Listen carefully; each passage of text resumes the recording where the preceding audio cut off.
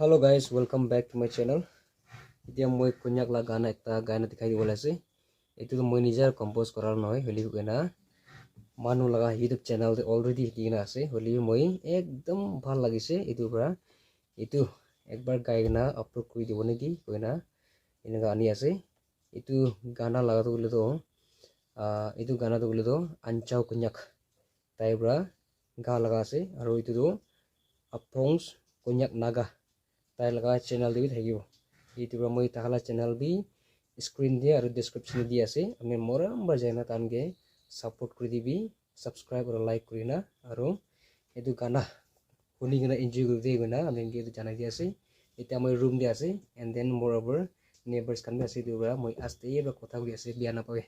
And then তোলা গানা তো বলি তো মিনিং বেছি ভাল আছে সব তো মই কো না পারে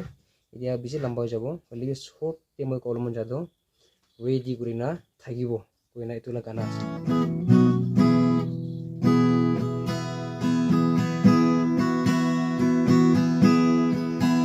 Hadu si maya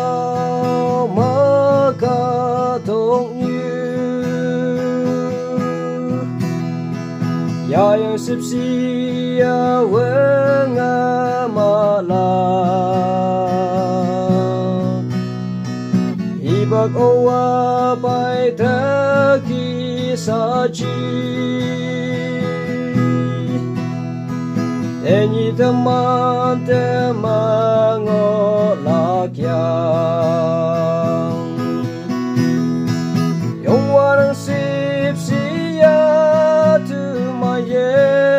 etamfa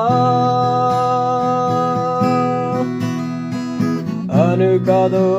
nyumeng owanten Yau yesang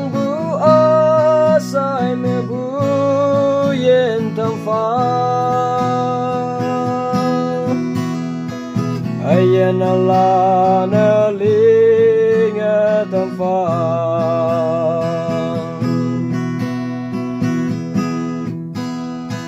kawang ita ang bu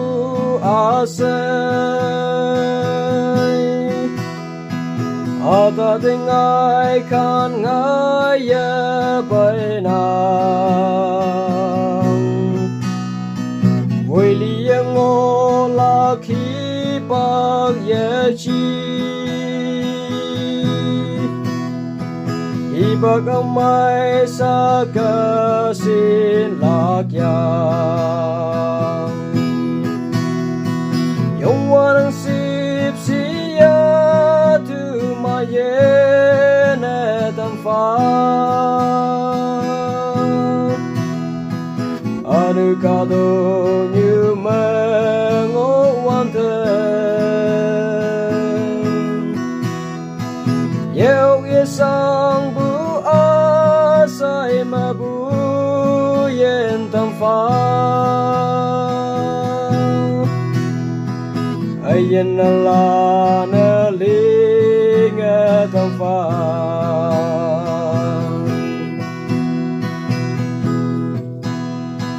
Hakim ibang magawang baen Kado nyu kata lancing nasen Ngau falak ching nasa yu kalat Tau ibang mahang hijalaksi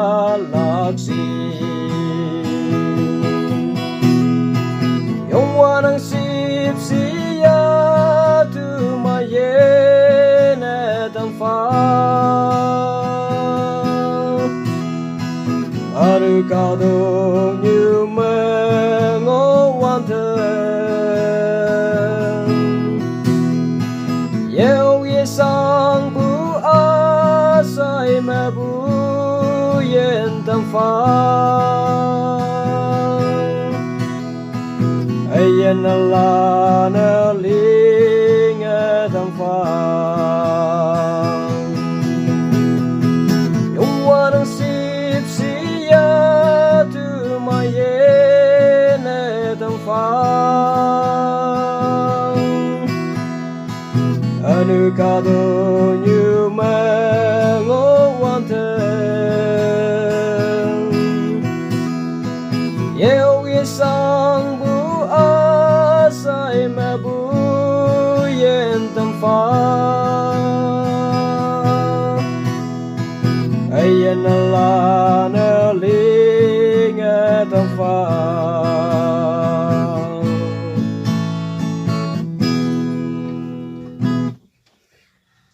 Thank you so much for watching and God bless you all.